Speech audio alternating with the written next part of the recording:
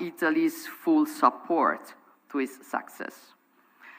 I am told that the name of this international conference comes from Raisina Hill here in Delhi, from which the government is granted a broader view of India's capital city.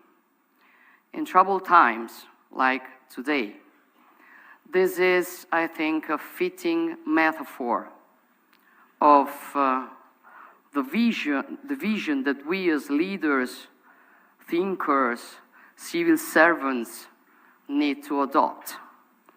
It reminds me of the Palatino, the Campidoglio, and the other hills on which our ancestors founded ancient Rome more than 2,000 years ago, from which an extensive network of roads connected different provinces, leading from the center of the Italian peninsula to very diverse cultures.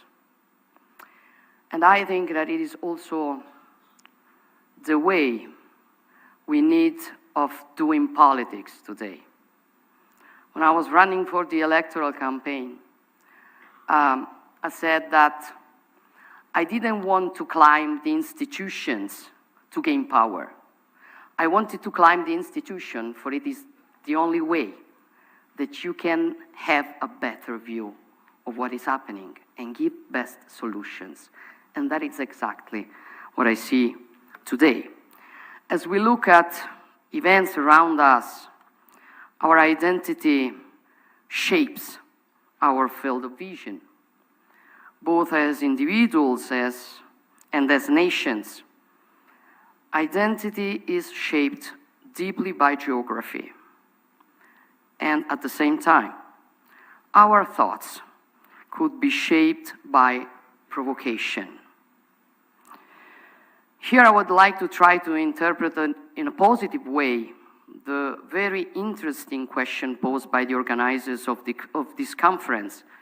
And I will start from the word provocation, which could certainly be considered as an affront to our sensitivities, but also as a spur to think and accept the challenges of uncertainty and turbulence.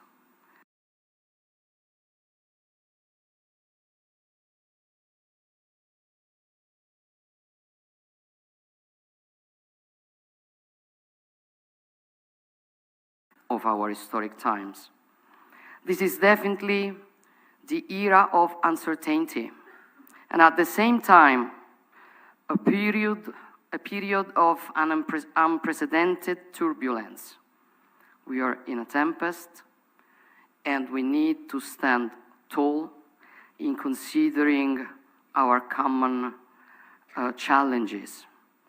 We need to stand on the hill to take a deep breath and see our lands and seas and their problems in a more enlightened way. We need a lighthouse in the storm.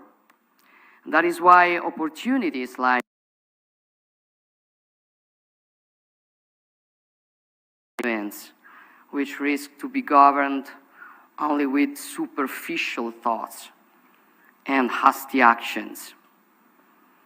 Therefore, let's go back to the fundamental factors, including the geographical one of our identities, and considering some important similarities between the wide and profound wealth of the Indian and Italian ancient cultures and contemporary interests.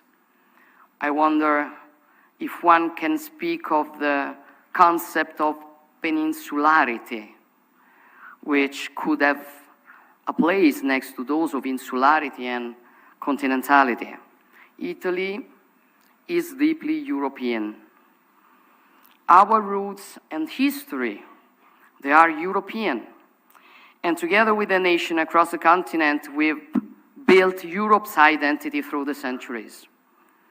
Yet all of Italy's long coastlines are bathed in the Mediterranean, the natural environment where the Judaic, Christian, and classic roots of Europe have developed. Geography has shaped our culture, our outward projection, and our growth as civilization. And much like India, the peninsular factor has given us a crucial resource, being both a continental and a maritime nation. A key advantage, making us natural platforms for trade, logistics, and the dissemination of culture and science. For centuries, our maritime flows have looked towards the south and to the rest of the Mediterranean, which remains our natural neighbor, and with whom we are continuing to build mutually beneficial relations. This is the spirit enshrined in our vision, also dubbed the Mattei Plan for the Mediterranean and for all the African continent, with its growing population, challenges, and opportunities. A vast region which has also the resources, starting with energy, which are so crucial for Europe, but which should, first of all, benefit the peoples who are the owners of these commodities. Our objectives are simple: ensuring prosperity, peace, and lasting friendship through collaboration on an equal footing. A collaboration aimed at providing tangible benefits for all, without predatory ambitions, without coercion, economic or otherwise. In those first few months of my tenure, I gave priority to developing equal partnership on common priorities such as energy, and Italy is working to be the bridge connecting the Eastern Mediterranean, Africa, and Europe. Producer countries should benefit from their resources for their own prosperity and stability. Green energy, hydrogen, and electricity will more and more be locally produced for their own citizens and for Europe. Much like the energy transition, the digital transition is also based on connectivity. Data are the energy of our digital societies, and they will flow from India to Europe across the Mediterranean and Italy. The Blue Raman project will link the Indo-Pacific to our European economies. In the past, the Alps at our north protected Italy, but they were also the area of connection to the rest of Europe. Likewise, the Mediterranean Sea was for centuries a sort of blind alley, the extreme appendix of the Atlantic Ocean. Human progress and ingenuity, however, made the impossible possible. A change in geography, a passage from the Mediterranean to the Indo-Pacific through the Suez Canal. Today, the Mediterranean is really the sea in the middle, the basin which stands between the two major maritime spaces of the globe, the Atlantic and the Indo-Pacific. Italy, with its peninsula, which lies in the very center of the Mediterranean Sea, continues to be in every way a fully integrated part of the Euro-Atlantic community and of the cultural and political West. But it is more and more projected towards the Indo-Pacific, regaining the history of our maritime republics and of Marco Polo, especially after the opening of the Suez Canal. The laws of physics, starting with the communicating vessels, are those of trade. The impact of such a shift are hard to exaggerate. 150 years later, as the Indo-Pacific has become a crucial center for gravity for the global economy, 40% of the EU's foreign trade passes through the South China Sea, and much more transits through the Indian Ocean. Our two regions are more interconnected than ever before. Together, we account for 70% of global trade, and the EU has become the biggest investor in the Indo-Pacific, which contributes to two-thirds of global economic growth. The world's oceans connect us. They are essential to global commerce and our way of life. Today, shipping makes up 90% of all international trade, and freedom of navigation is crucial for our economies. Global interconnection has enabled our economies to cooperate and flourish, but it comes at a cost, especially in times of turbulence within the international community. What happens in Europe affects the Indo-Pacific in ways it would not have in the past. And what happens in the Indo-Pacific has direct repercussions in Europe. This is not a surprise. This is not a black swan. It is rather a gray rhino we should have seen. And it is something we need to keep in mind as we move forward. This implies a new approach on how we work together. We need to see the world through progressive lens, to focus with the same level of attention on both long and short-term dynamics. We face a war of aggression which brings us back to the tragedies of the 20th century, but at the same time we need to have the necessary vision to be prepared for the challenges of the 21st century. The COVID-19 pandemic shook the foundation of international trade and mobility, exposed profound weaknesses in the resilience of global supply chains and in globalization as we knew it. They said we could solve every problem with free trade. We were going to have democracy and richness for everybody. It wasn't like that. And we have to face what we were wrong in. As we worked to overcome these challenges, recover from the pandemic's devastating impact, and restore global trade flows, the Russian war of aggression against Ukraine disrupt global energy prices, endangered food security, and sent waves of inflation across the world to the detriment of the most vulnerable, especially in the global south. And it also put at risk global stability, peace, security, which depend on a predictable, rule-based international order.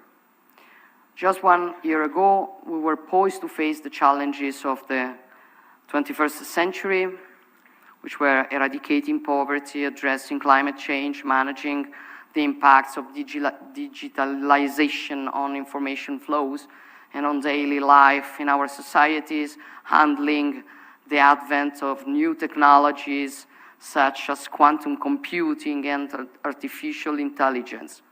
However, the events of February 24th last year brought us back to the wars of 20th century. I was in Kyiv last week. I witnessed a hard reality on the ground. I felt the strength of the Ukrainians' national spirit among the destruction. The war is a war in Europe, distant geographically from many other parts of the world, which in many cases are facing their own hardships closer at hand. This should not, however, overshadow the relevance of what it of what is at stake.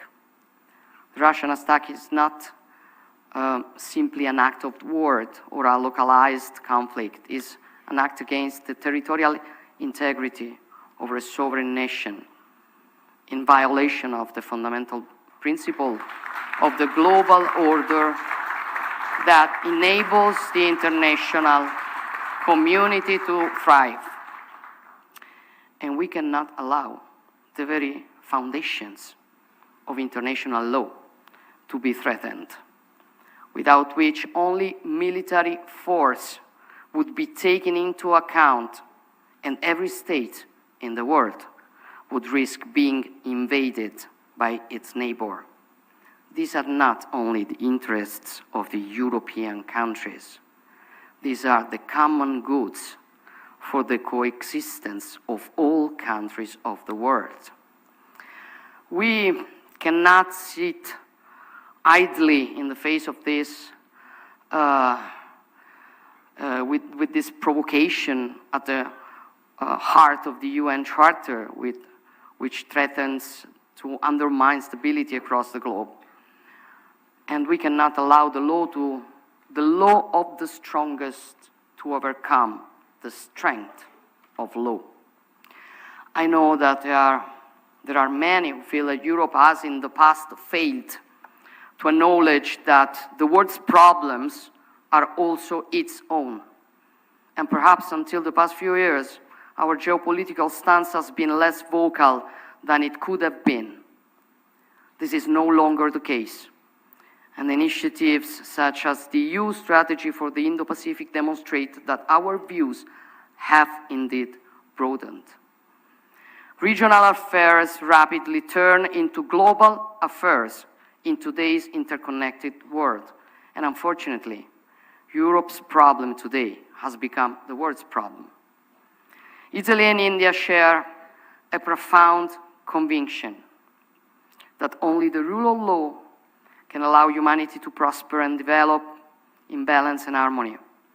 As forward-looking countries with rich cultures dating back millennia, we have a common human-centric vision in which democracy, science, peace, prosperity go hand in hand.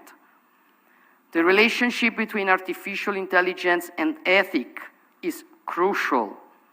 All developments must be human-centered. Our strength lies in our human capital, in our abilities to create and to push the boundaries of science, knowledge, and technology while keeping the state at the service of our citizens. We are building new bridge between academic and research centers of Italy and India. Despite the long history of our respective people, we are both young as states. We have had to overcome intense similar struggles to establish ourselves as independent states. It is no coincidence that the Italian Risorgimento was among the sources of inspiration for many Indians fighting for their independence, and that the work of Giuseppe Mazzini, a key figure for Italy's unification, was translated, read, and studied by many Indian patriots. Gandhi himself, whose Young India drew from Mazzini's Giovane Italia, recognized his influence, saying, "There are few examples in the world of a man who alone accomplished this country's resurrection by the power of his thoughts and extreme dedication throughout the course of his life."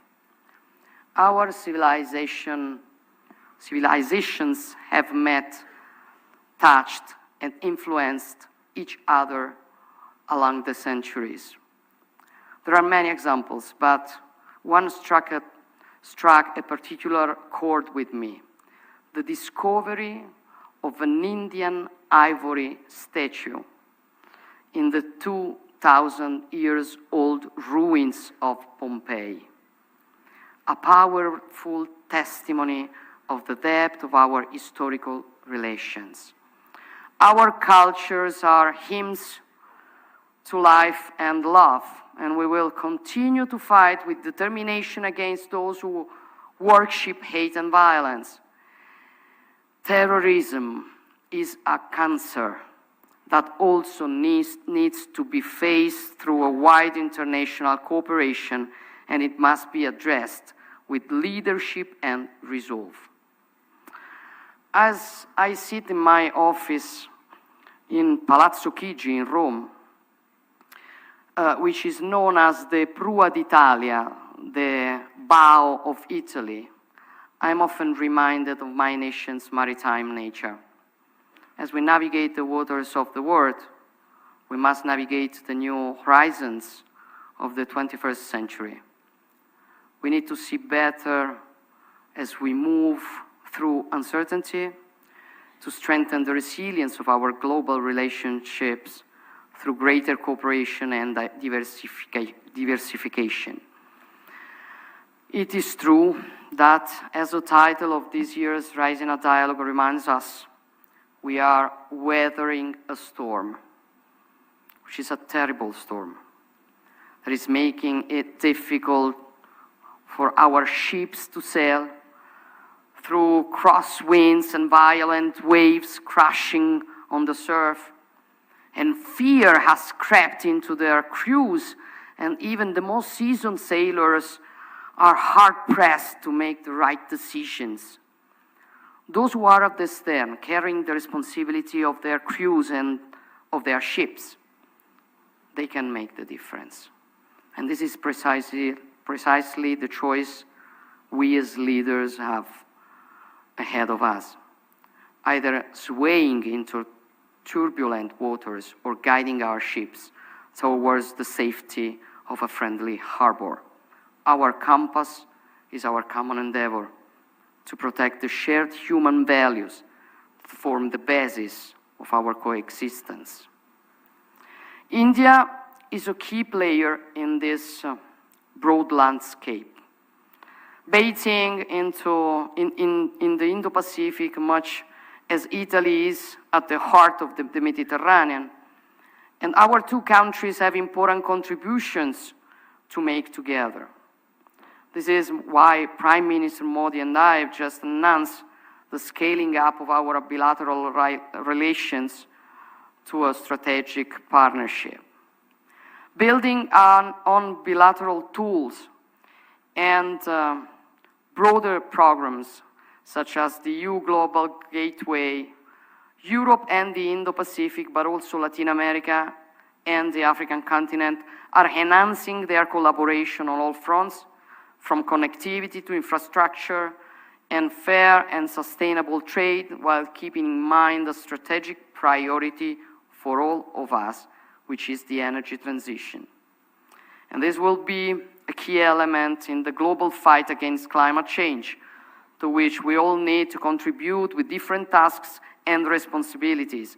We have to do it bearing in mind our responsibilities towards the future generation, but also to our citizens today, and we need to do it in a balanced way. Each country has to do its part. Failing to do so, it would have a profound impact on humanity worldwide, directly through food shortage, drought, extreme weather events and other disasters, but also indirectly through new conflicts arising from climate-induced migrations and transboundary disputes over scarce resources. The need to accelerate the energy transition has been compounded by the energy crisis, which has highlighted the vulnerability of economies across the world. It has, however, also shown that global coordination on climate change is not a zero-sum game, but a true shared interest. The same is true for technological development and dissemination, where Indian countries throughout the Indo-Pacific have a central role to play, given their highly skilled workforce, their resources, and their strategic position along the global value chains. Our ability to work together on renewable energy, green hydrogen, circularity, and the twin transition will determine our success. And it requires a functioning international order.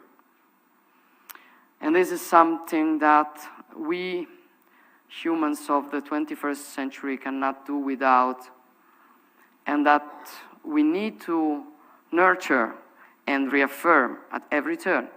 The governance of multilateral organization must be updated, but the cornerstones of multilateralism cannot be put in question, as they are also the cornerstones of peace and freedom. Let us not feed the false metaphor of a world divided, the West against the rest.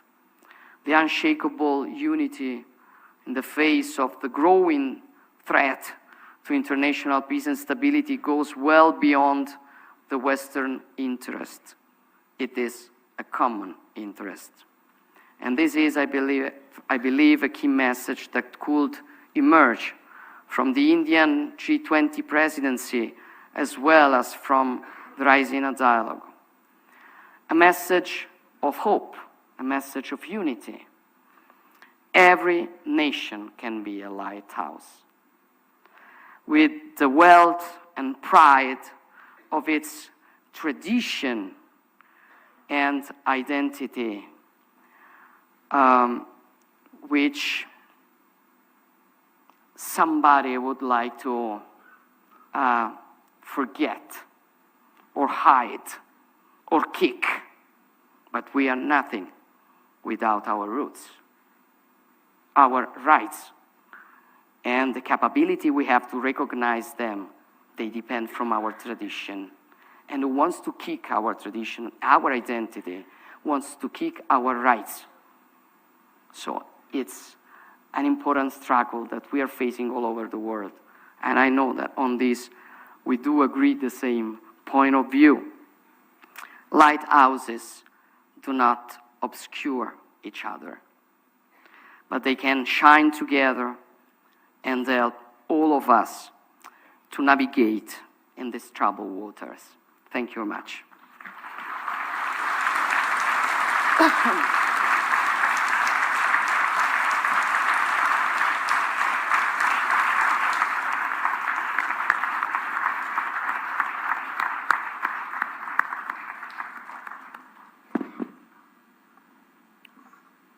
Thank you for that inspirational speech. May I now request the Indian External Affairs Minister, Dr. S. Jaishankar, to propose a vote of thanks.